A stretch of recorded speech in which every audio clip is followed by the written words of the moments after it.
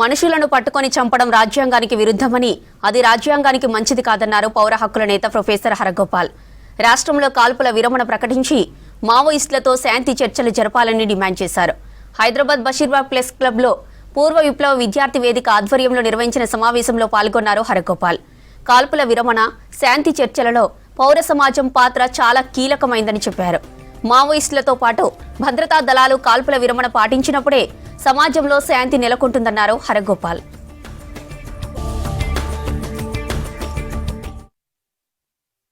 చట్టం మీద, రాజ్యాంగం మీద గౌరవం ఉన్న ఎవరైనా కూడా ఏ ప్రభుత్వమైనా మనుషుల్ని పట్టుకొని చంపుతాం.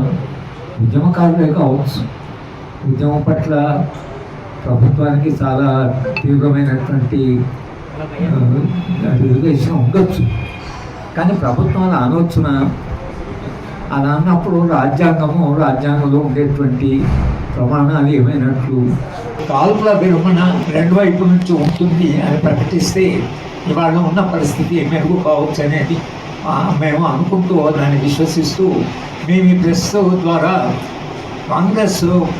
కేంద్ర Congress party, all India Congress party కూడా ఈ ప్రత్యామ్నాయాన్ని మీరు పరిశీలించాలి, దీన్ని మీరు ముందుకు తీసుకుపోయేటువంటి ప్రయత్నం చేయాలని రాహుల్ గాంధీ గారికి కానీ, కాంగ్రెస్ పార్టీకి కానీ, తెలంగాణలో ఉండే మన ముఖ్యమంత్రి గారికి కానీ, కాంగ్రెస్ పార్టీకి కానీ మేము ఒక విజ్ఞప్తి చేస్తున్నాం.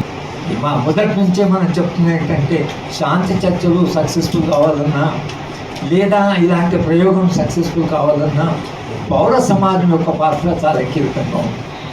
తెలంగాణ సమాజానికి మేము చేస్తున్న విజ్ఞప్తి ఏమిటంటే, దీని గురించి మీరు చాలా లోతుగా చర్చించాలి. ప్రజల చైతన్యం ఎలా ఉండాలంటే, ఇలాంటి సంఘటన జరిగి రాజ్యాంగం పూర్తిగా విస్మరించి రేపు రాజ్యాంగమే విధ్వంసమైతే మనందరం ఏమవుతాం?